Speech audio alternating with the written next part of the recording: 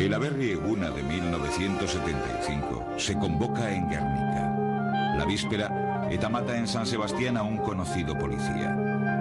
En el Día de la Patria Vasca, miles de vascos intentan desplazarse a Guernica siguiendo la convocatoria de las organizaciones antifranquistas. La policía desvía los coches de las carreteras que conducen a la villa y detiene a todos los jóvenes que se apean en su estación de tren.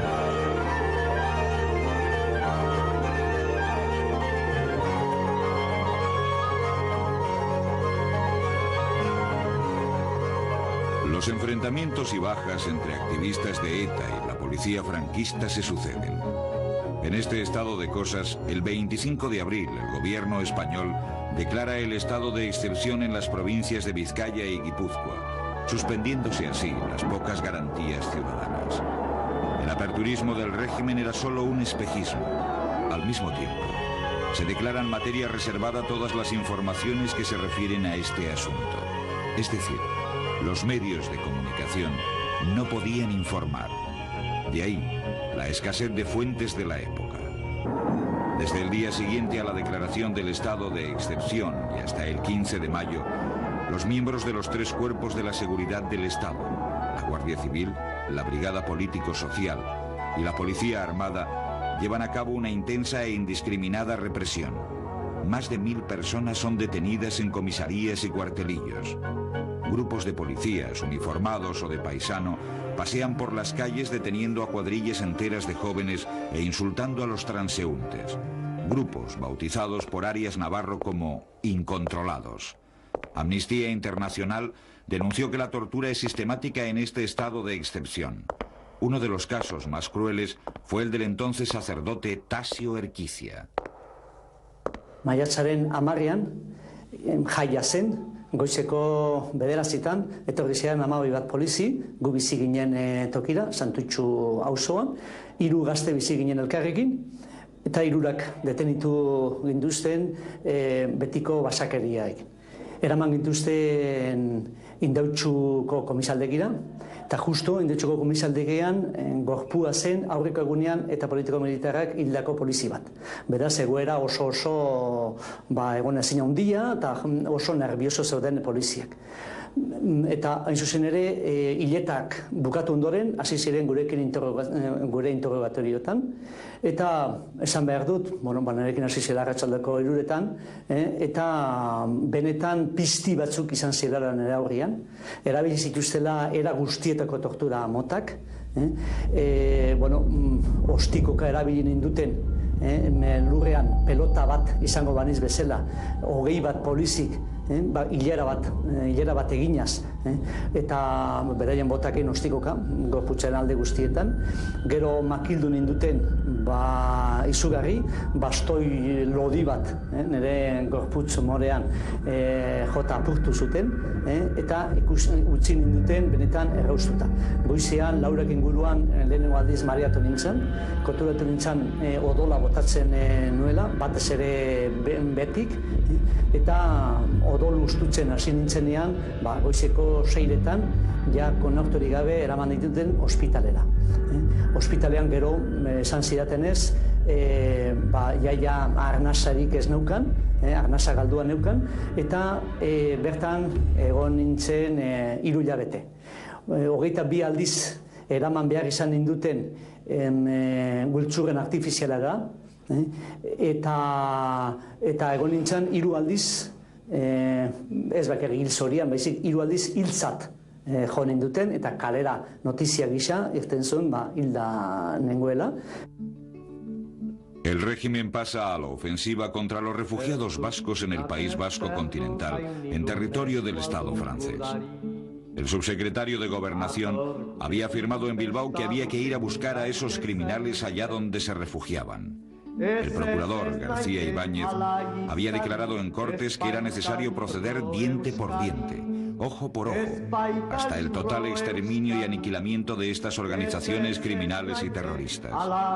En consecuencia, se crea un cuerpo fantasmal, ATE, Antiterrorismo ETA, cuerpo de mercenarios a sueldo reclutados sobre todo entre los pistoleros del AMPA internacionales. Los atentados se suceden. zu berriz hemen bertzen menean, preso gure txian.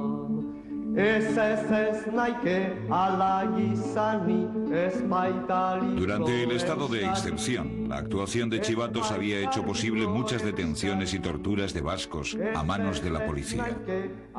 Finalizado el estado de excepción el 25 de julio, son asesinados por ETA militar 3 personas a quienes acusan de confidentes.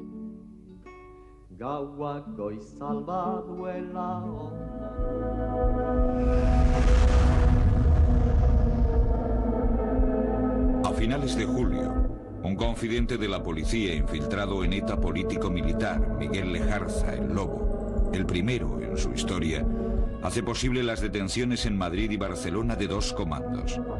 En Barcelona son detenidos junto a la sucursal del Banco de Bilbao Pérez Beotegui, Wilson y Juan Paredes Manot, Chiqui.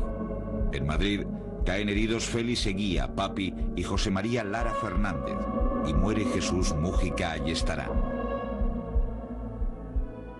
Me llamaron del otro lado. Nosotros teníamos un sistema. Yo tenía un sistema para ponerme en contacto con el otro lado. Y me dicen, pues en Madrid hay una cita con este señor que no estaba con nosotros, con Beresis, y que tenía que darle dinero porque iba para una infraestructura, una serie de cosas. Yo no estaba de acuerdo con aquello porque normalmente nosotros funcionamos a nuestro aire y no queríamos contacto con nadie. O sea, aparte de estar en una organización, no teníamos ningún contacto. Y yo solamente le veo en Madrid una vez para darle un dinero para una infraestructura que tenía que preparar para el aparato legal o de zonas de la organización. No le veo más. Pero, claro, en aquella cita me parece que nos siguieron en Madrid. A la gente que estaba en Madrid, el Lobo le siguió. No se dieron cuenta. Cuando yo caí en Barcelona, a mí no me tenían control en Barcelona. Fue más que nada una casualidad, porque en Barcelona cuando caímos Chiqui y yo estábamos 10 o 12 y solo caímos nosotros, y como Chiqui no sabía dónde estaban los demás, el único que sabía era yo, y como yo pues me pude librarme sin decir dónde estaban, pues no caía ninguno más, ¿no? También la policía me figuro que no apretaría mucho, porque como ya sabían que tenían al Lobo infiltrado, y dice, a ver si se van a dar cuenta y ya les cogeremos, como pasó que al mes siguiente hubo otra caída en Madrid y otra en Barcelona, ¿no? El 18 de septiembre, al parecer a causa de la misma infiltración que originó la caída de Wilson, son detenidos en Madrid José Ignacio Mújica Arregui Esquerra, Juan Cruz Unzurrunzaga, Paulo Gavicago Geascoa e Ibarguren, siendo asesinado Ramón Martínez Antía, Moncho. En Barcelona son asimismo detenidos Martínez de la Fuente, González Terrón y Ruiz de Apodaca, cayendo muerto Andoni Campillo Alcorta. ETA político-militar queda casi desarticulada en el interior. Este mismo día, el Consejo de Guerra Sumarísimo dicta sentencia de 5 penas de muerte y otra de 20 años contra 6 miembros del FRAP. Bueno, las detenciones nuestras, yo estaba viviendo, cada uno estábamos en una casa distinta por razones de seguridad y de clandestinidad. Yo estaba viviendo con Ezquerra en una calle en Madrid, en el lado de la Gran Vía, y a las 5 de la mañana entró la policía a saco, tenía la llave, y nos cogió en la habitación, en la cama. Estábamos, pues, era verano, hacía calor, pues en calzoncillos, nos cogió, aquello fue un espanto total. Entraron 20, 30 policías en la habitación, ¡alto!, gritando, luces, flashes, empezaron a pegarnos ya de allí mismo, nos esposaron, empezaron a darnos con todo lo que tenían, con sus metralletas en la cabeza. A mí me bajaron de una forma, ya no le volví a ver Iñaki ya durante un tiempo. Me bajaron esposado en calzoncillos, por no sé si eran 5 o 6 pisos de la calle Flor Baja, vamos, una cosa completamente alucinante, pues arrastrándome por el pelo a patada limpia hasta abajo. Yo no sé cómo llegué de pie, y de allí me metieron en una comisaría de Leganitos, me pusieron de rodillas y empezaron también a darme pues con todo lo que podían otra vez, y a escupirme. Aquello, pues, una detención patética.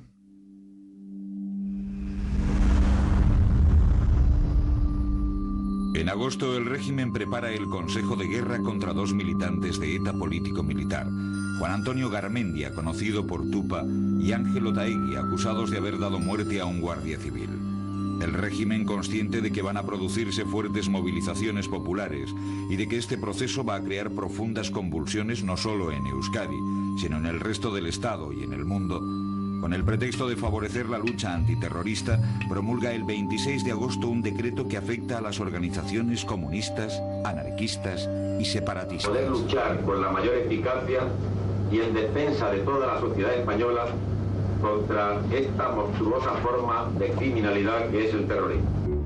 La vista del Consejo de Guerra contra Otaegui y Garmendia comienza, sin previo aviso, un día más tarde de la promulgación del decreto antiterrorista, el 27 de agosto, y se celebra en los nuevos cuarteles de artillería de Burgos.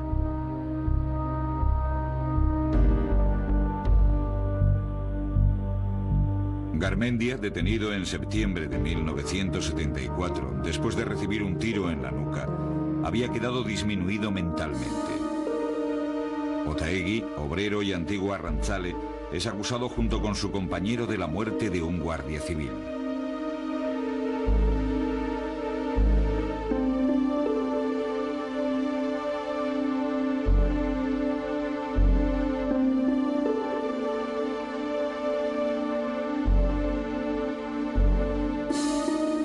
El Consejo de Guerra comienza sin las más elementales garantías procesales.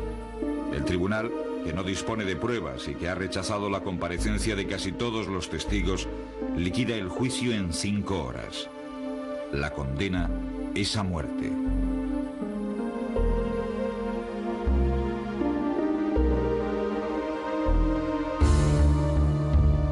La práctica totalidad de las fuerzas de oposición habían decidido convocar la huelga general desde el mismo día en que se anunciase el comienzo del juicio.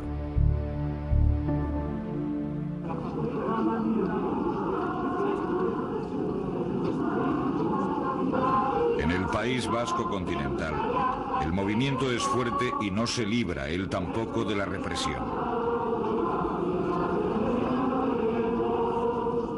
El día 28 se manifiestan 1.500 personas en Bayona y el 29 unas 1.000 en Hendaya.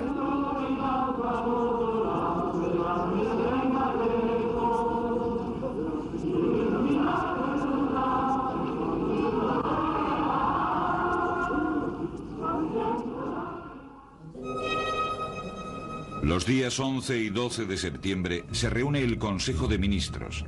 Se piensa que pudiera rectificar las condenas y se hace un nuevo llamamiento a la huelga general.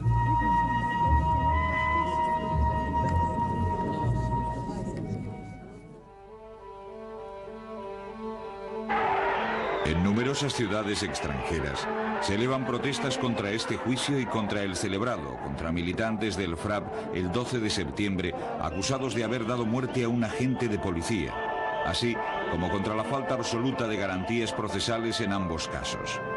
Se convocan manifestaciones en las principales ciudades de Europa.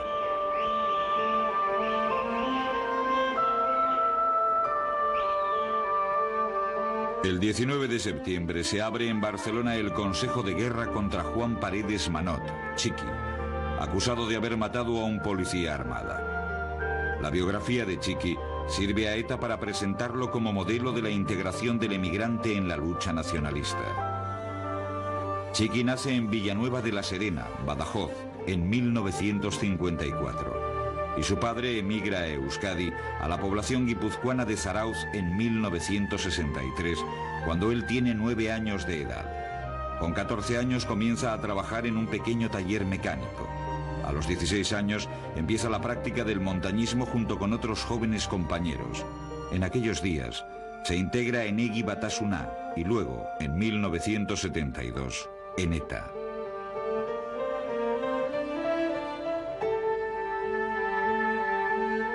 El proceso de Paredes Manot se transforma de pronto de sumario en sumarísimo, y el abogado no dispone nada más que de 4 horas para preparar la defensa.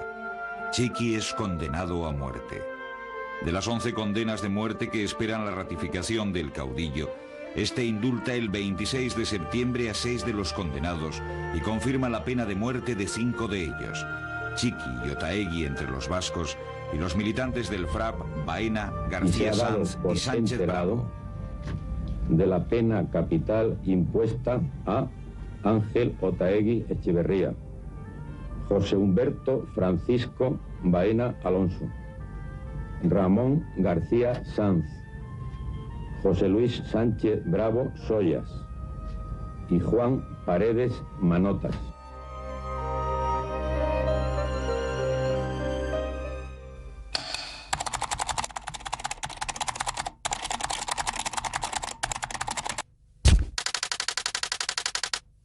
El día 26 entramos en la cárcel Modelo, después de esperar un tiempo en un bar que había enfrente, creo recordar.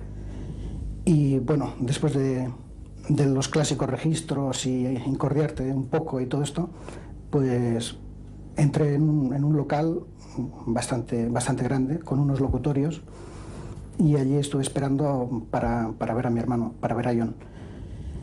Y me impresionó mucho cuando le vi, porque le habían cortado el pelo muy cortito, más o menos, pues no sé, como estilo militar o algo así.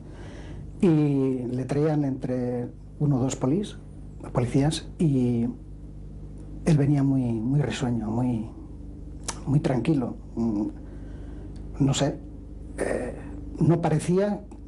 Yo estaba más intranquilo que él, a pesar de que se notaba algo raro en el ambiente, ¿no?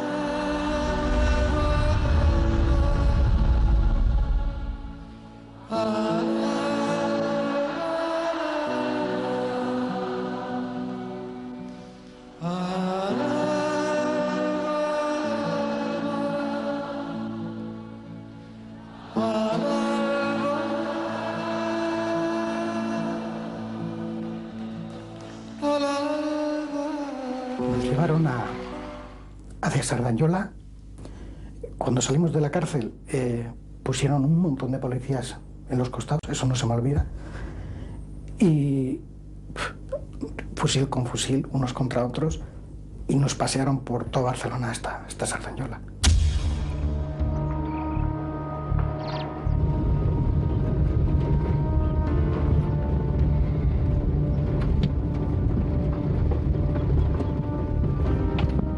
Y allí, un poquito antes del cementerio, hay un desvío a mano derecha, hace una pequeña curva, pues que pone Cancatá. No se me va a olvidar nunca.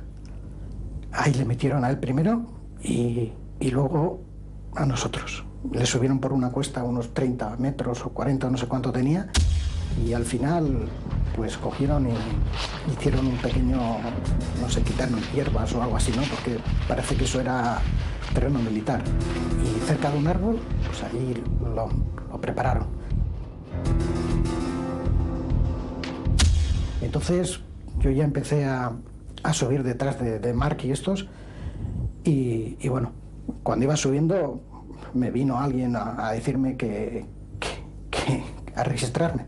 Le digo, pero tío, ¿qué te pasa? ¿Qué te crees? ¿Que llevo algo encima? Que ya, o sea, para tocarte más las narices, ¿no?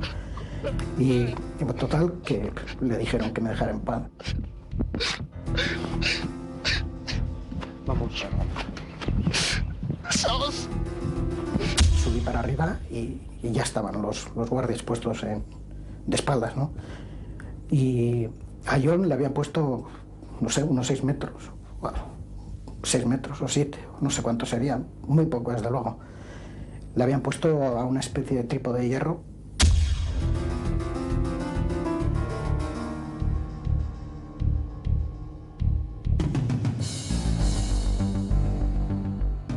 Y subí un poco y me quedaba un poco alto, ¿no? Casi por encima de los hombros de los guardias.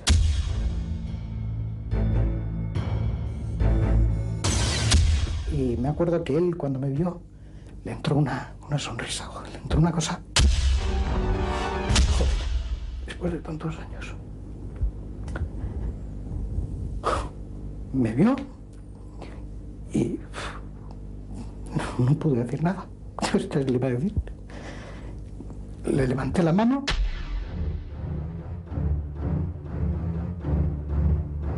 Entonces él gritó...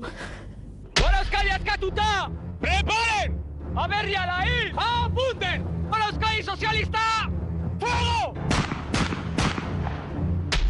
No fue una descarga, fueron disparos, 1 a 1 o 2 a 2, ¿no? Pero no fue una descarga. Y cayó al suelo y seguía, el tío seguía cantando. Y yo ya me empecé a meter y me agarraron y empecé a gritar. Yo qué sé. ¡Hermano, no ya! Hubiera matado a alguien. Y me imagino que eso es lo que siente cualquiera cuando ocurre una cosa de estas.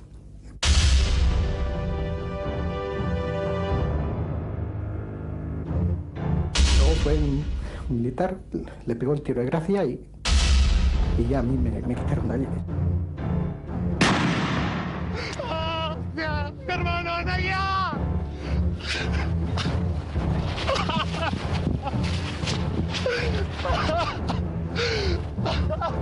¡Joder! ¡Joder! Se portó como un hombre, a pesar de lo pequeño que era. ¿Qué voy a decir yo después de todo esto? No se puede decir nada. No se puede decir nada. Ocurrió entonces y hoy, fíjate, 23 años casi después, me parece que son ya casi 23, todavía seguimos en Candelero. Entre los días 28 y 30 de septiembre se produce la tercera huelga general en el plazo de un mes. Miles de personas salen a la calle produciéndose enfrentamientos entre policías y manifestantes.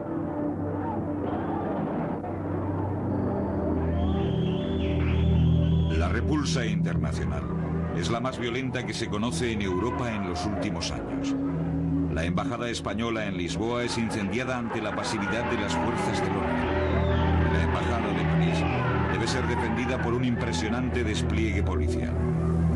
El primer ministro sueco Olof Palme denomina a los gobernantes españoles malditos asesinos. El primer ministro holandés participa en persona en las manifestaciones antifranquistas. El presidente de México, Echevarría, pide la expulsión de España de las Naciones Unidas. Y todos los sindicatos europeos convocan un boicot general contra el franquismo.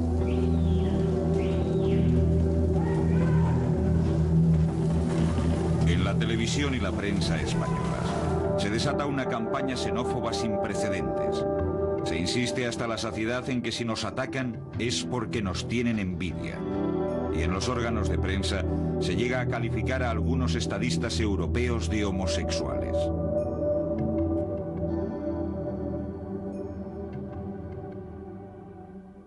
El 1 de octubre, una muchedumbre se congrega en la Plaza de Oriente para ovacionar a Franco, que se encuentra acompañado de su sucesor, el príncipe Juan Carlos. El decrépito dictador denuncia una vez más la conspiración judeo-masónica rojo-separatista de que España es objeto. Gracias por vuestra elección, por esta severa y digna educación pública de nuestro rey,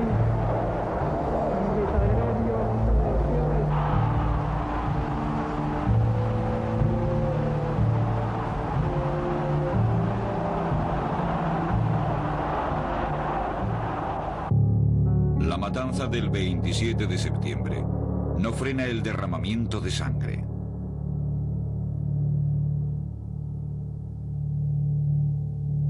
Como represalia a un atentado de ETA, la extrema derecha asesina en su casa de Mondragón a uno de los hermanos Echave. El antaño jefe del Frente Militar de ETA, Juan José Echave, aparecía en las televisiones de medio mundo contando cómo su hermano había sido asesinado por grupos parapoliciales. De primer abord, je voudrais vous dire que mon frère il a été tué pour la seule raison d'être basque. Pour son plus grand délit, il a été être mon frère. Et le peuple basque et le peuple d'Espagne, ils sont tous seuls pour lutter contre le franquisme. Indirectement, tous les peuples d'Europe ils sont responsables de ce que nous arrive. C'est-à-dire que les meurtriers de mon frère, ils sont des gardes civils habillés en civil, c'est-à-dire le terrorisme officiel espagnol. Je suis convaincu pourtant que la police franquiste ne trouvera pas l'auteur du meurtre de mon frère. Mais j'espère que la résistance basque, elle fera justice.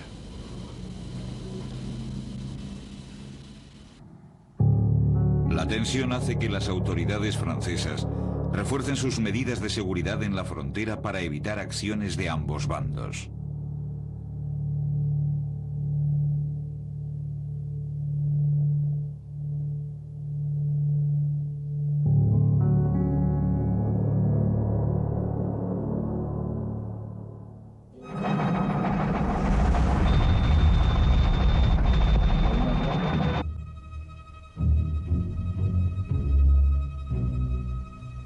Para nosotros fue una gran alegría. Abrimos champán 2 veces. Se vivió de una manera que yo creo que en el resto de España no era así. Todos pensamos que a partir de la muerte de Franco las cosas tenían que cambiar forzosamente en el país. En un clima de enfrentamiento civil, comienzan a circular rumores de que el dictador ha vuelto a caer enfermo. El rumor se confirma cuando tras su agravamiento se decide el traspaso de las funciones de jefe del Estado a don Juan Carlos.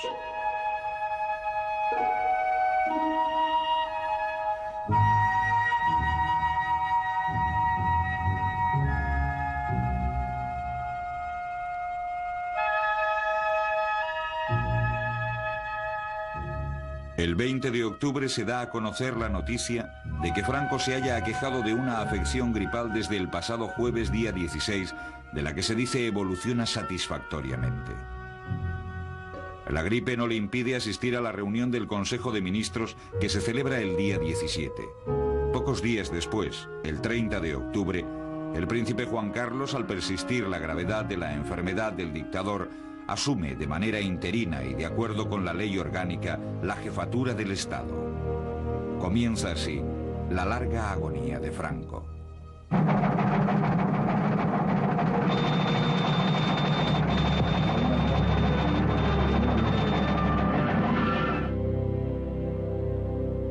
El 20 de noviembre se da a conocer un comunicado oficial confirmando la muerte del dictador. Transmite Radio Nacional de España en conexión con todas las emisoras españolas. Su Excelencia el Jefe del Estado, Generalísimo Franco, ha fallecido. Con profundo sentimiento doy lectura al comunicado siguiente. Día 20 de noviembre de 1975. Las casas civil y militar informan a las 5:25 horas que según comunican los médicos de turno, Su Excelencia el Generalísimo acaba de fallecer por parada cardíaca. El presidente del gobierno, Arias Navarro, con la voz entrecortada por la emoción, anuncia la muerte del dictador. Españoles, Franco ha muerto.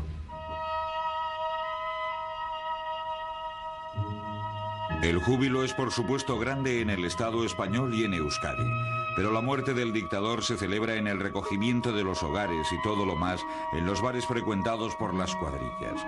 El régimen continúa controlando las calles y las instituciones. El franquismo estaba absolutamente ligado a la vida de su fundador, ¿no? O sea, después de Franco el franquismo no podía sobrevivir y entonces es lógico que se abriera un periodo de transición. Lo que ocurre es que, particularmente en Euskadi, donde el régimen franquista pues no tenía realmente una base social muy amplia, pues se vivió de una manera que yo creo que en el resto de España no era así. O sea, que en el resto de España pues el antifranquismo pues era muchísimo más débil y menos radicalizado. Para nosotros fue una gran alegría. Aquello fue cuando vimos a todos, a Tomasón, Tomás Pérez Revilla, Argala y toda la cuadrilla de exiliados allí en San Juan de Luz celebrando la muerte del dictador, te caían hasta las lágrimas viendo la alegría que allí desbordada de gente mayor, de gente exiliada durante la República, nacionalistas viejos del PNV exiliados también. Me acuerdo de Telesfor Monzón, que se lloraba de alegría también.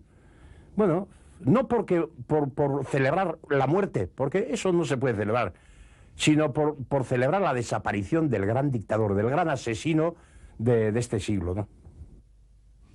Bueno, todos contentos, eso es evidente, ¿no? Es decir, uno no se tiene que alegrar de la muerte de nadie, parece inhumano, pero caramba, ya estaba bien, ¿no? Yo solo te digo que abrimos champán 2 veces, porque hubo noticias falsas, pero se había muerto, luego no se había muerto. Todos teníamos guardado una botella de champán, todos, ¿eh? No yo, los nacionalistas, los socialistas y demás gente. Entonces ahora todos hablan contra ETA, pero entonces no. Fue una lenta agonía en la que pues cada día había rumores, noticias contradictorias, etc. Pero sí, yo fundamentalmente lo recuerdo como un momento en el que, a partir de la muerte de Franco, hay que tener en cuenta que durante 40 años la oposición democrática no había conseguido cambiar el sistema ni derrocar el régimen de dictadura.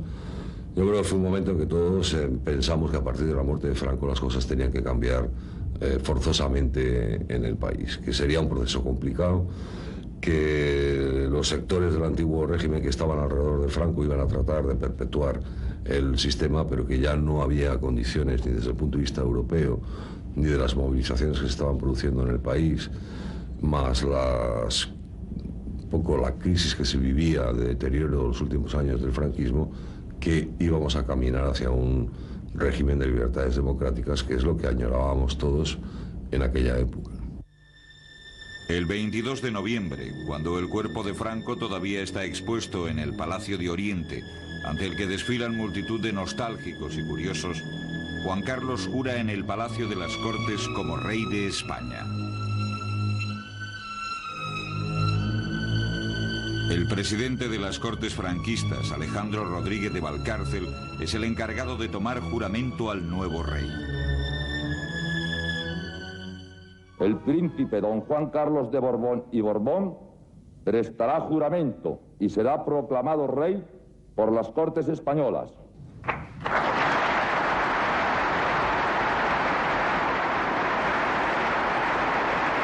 Señor, juráis por Dios y sobre los santos evangelios cumplir y hacer cumplir las leyes fundamentales del reino y guardar lealtad a los principios que informan el movimiento nacional. Juro por Dios y sobre los santos evangelios cumplir y hacer cumplir las leyes fundamentales del reino y guardar lealtad a los principios que informan el movimiento nacional. Si así lo hiciereis, que Dios os lo premie, y si no, que os lo demande.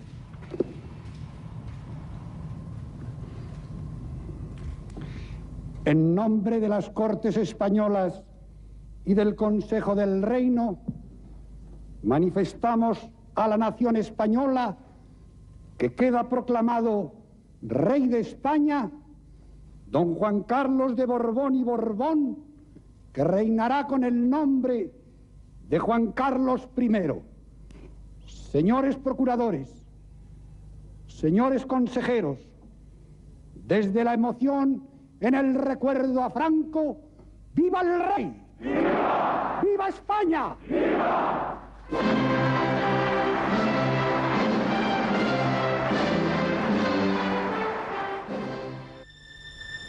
El día 23, después de 3 jornadas de interminables colas para ver el cadáver de Franco, es enterrado acompañado de una enorme multitud en el denominado Valle de los Caídos, construido, paradójicamente, por los batallones de trabajadores formados por presos republicanos.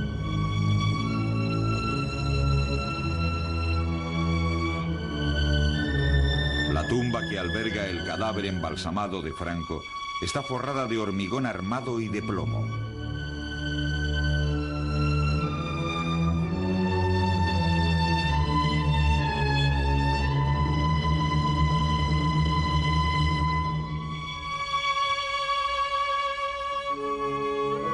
El nombramiento de Arias Navarro como presidente en el primer gobierno de la monarquía cae como un jarro de agua fría entre la oposición democrática vasca, que le considera responsable de los fusilamientos del 27 de septiembre. El primer gobierno de la monarquía, que fue el último que presidió el presidente Arias, fue un gobierno difícil. En parte estaba constituido por personas del último gobierno de Franco, en parte por personas que no habíamos participado en aquel gobierno. Se llamó aquel gobierno Arias Fraga, y yo más bien creo que fue un gobierno Rey Arias. Es decir, que unas personas estaban allí a iniciativa del propio presidente del gobierno y otras personas creo intuir que estábamos a iniciativa del propio rey.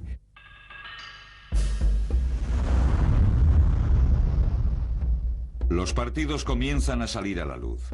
El día 19 de diciembre de 1975, la Comisión Ejecutiva del Partido Socialista Obrero Español sale de la clandestinidad. Se trata de un paso definitivo de enorme trascendencia. Éibar, una de las cunas del socialismo vasco, tuvo en Benigno Bascarán la imagen pública del PSOE. Benigno se dedicaba a oficiar en los entierros civiles de sus compañeros fallecidos. En el pueblo le llamaban el cura laico. La verdad que estas ceremonias, vamos a decir que eran un mitin. Yo creo que los primeros mítines no fueron en la transición, fueron durante la dictadura y los hizo mi padre en los entierros civiles. Porque cuando moría un socialista, lo que hacía era contar la vida de aquella persona. Y claro, la vida de aquella persona pues estaba relacionada con antes de la guerra, con la clandestinidad y en fin, con todo. Es más, cada vez que hacía un entierro civil mi padre solía tener que ir a declarar al cuartel de la Guardia Civil, le llamaban, porque verdaderamente pues era un mitin político. A lo largo de 1975 surgen nuevos proyectos políticos en la izquierda nacionalista. Hacen su aparición pública nuevas fuerzas. En el primer trimestre se presenta, formada a partir de elementos de la izquierda vasca que no militan en ETA, el Euskal Alderdi Socialista, Partido Socialista Vasco, el cual, extendiéndose a Euskadi Norte, se transforma en EAS. A partir de esa experiencia surge la Coordinadora Abertzale Socialista.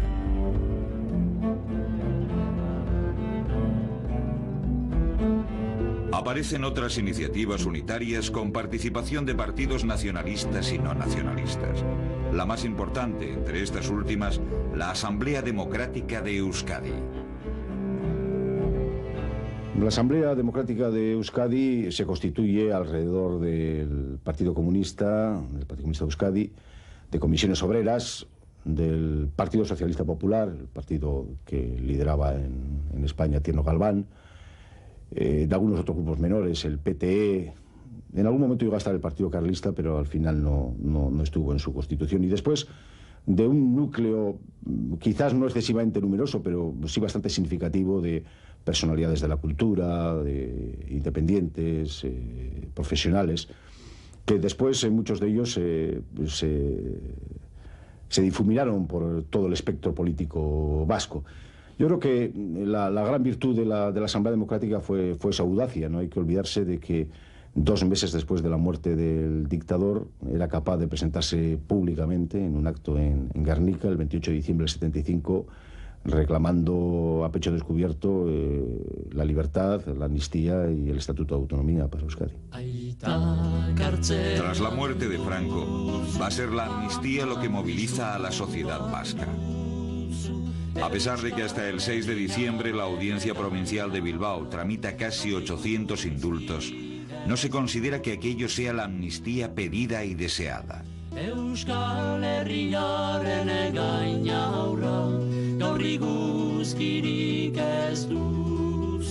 Las manifestaciones delante de las cárceles se suceden. Cientos de sacerdotes de las diócesis vascas piden a la Asamblea Plenaria su mediación para lograr la amnistía. El tema no figura en el orden del día, pero Monseñor Tarancón estima necesario darle curso.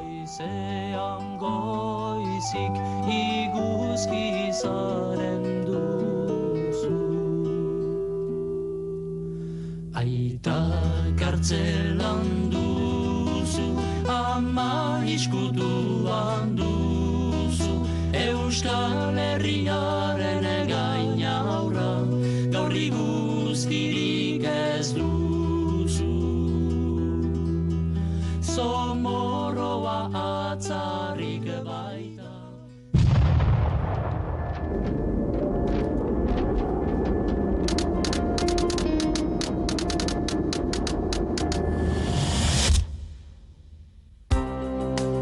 En enero se confirma una noticia esperada.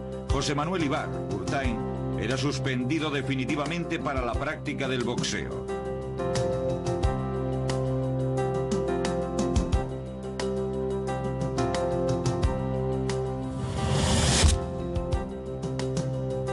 Con la inauguración del tramo Donostia-Irún, se concluía oficialmente la autopista del norte.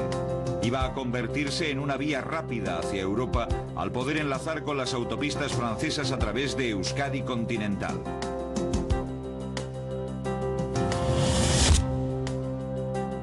El 25 de mayo el ciclista Txomin Perurena se proclamaba campeón de España de fondo en carretera.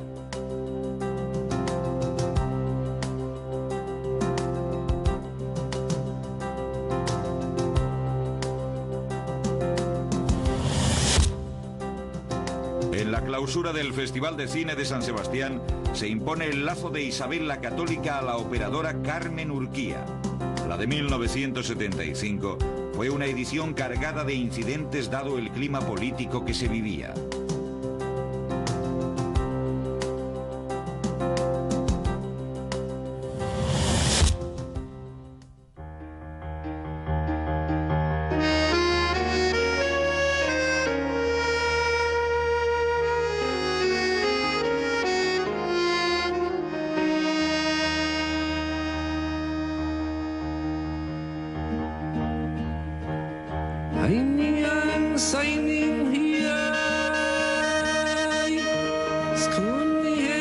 She